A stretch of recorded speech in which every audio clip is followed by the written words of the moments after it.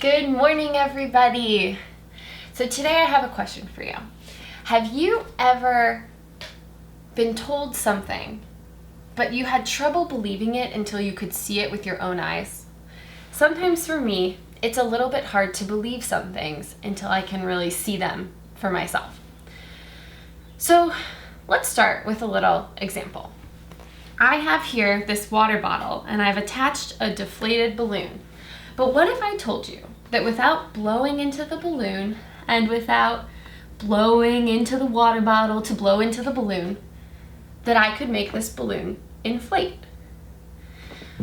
So some of you might be thinking, yeah, okay, Miss Sarah, I believe you. And maybe you believe me because you know me. And you know that I don't lie to you. And you know that probably if I tell you that I'm going to do something, I'm going to do it. Some of you might be thinking, okay, I believe you, Ms. Sarah, but you believe me because maybe you know something about science. Maybe you have seen something like this before and you're thinking, I believe you because I know how something like that could happen. And maybe too, there are some of you who are thinking, I don't know, Ms. Sarah. Can you really make that balloon inflate? Maybe you're just a little bit skeptical, a little bit unsure if I can really do it. And that's okay. But let's see what happens. Are you ready?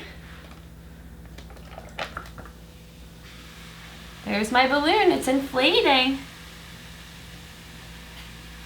So I made the balloon inflate with just a simple science experiment, and I'll share it on our church Facebook page for Old Town Kids if you want to learn how to do it at home. But I'm going to put this aside for a moment because I want to talk to you about a Bible story. After Jesus died on the cross and was resurrected, all of his friends were going around saying, have you heard? Have you heard? Jesus is alive. Jesus has risen from the dead. And now, obviously, this is like crazy because normally people don't rise from the dead every day. And so everyone's going around saying, Jesus is alive, Jesus is alive.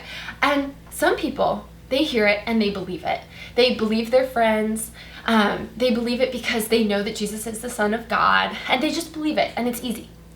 Some people believe it because they've seen Jesus perform miracles. They know that he can do miraculous things. And so they say, well, I saw him turn water into wine. I saw him heal a sick man.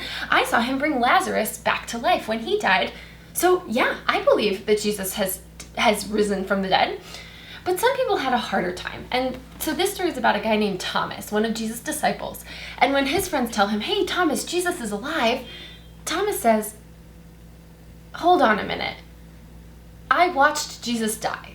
How can I believe that he's alive when I watched him die? So if Jesus is really alive, I need to see him. I need to see him, and I need to see those holes in his hands where they nailed him to the cross, and I need to see that wound in his side where they wounded him with a spear.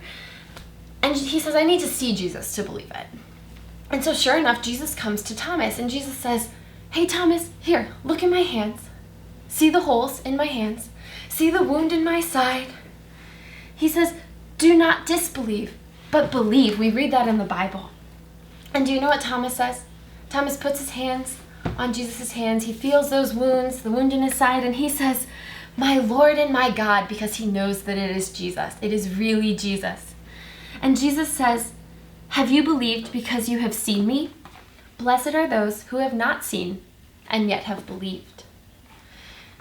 Now, guys, sometimes it's hard to believe something when we haven't seen it. And that's what faith is all about. Faith is seeing. Faith is believing even when we cannot see, okay? And so it's okay to worry. It's okay to be scared. It's okay to have doubts. It's okay to wonder, where is God right now? But here's the thing. Whenever we feel like that, we know who Jesus is because he tells us over and over in the Bible. And so this week, when you have a worry, when you have a doubt, when you're not sure about something, I encourage you, open up your Bible and read about who Jesus is. Read about all the miraculous things he's already done. And if you need more, you can pray. You can write Jesus a note or draw him a picture about how you're feeling. You can talk to your parents or another family member or a friend. And you can encourage each other to believe, to have faith, even when we cannot see. Because we know that Jesus walks beside us all the time, no matter what. All right, guys, have a great week. I'll see you next time. Bye.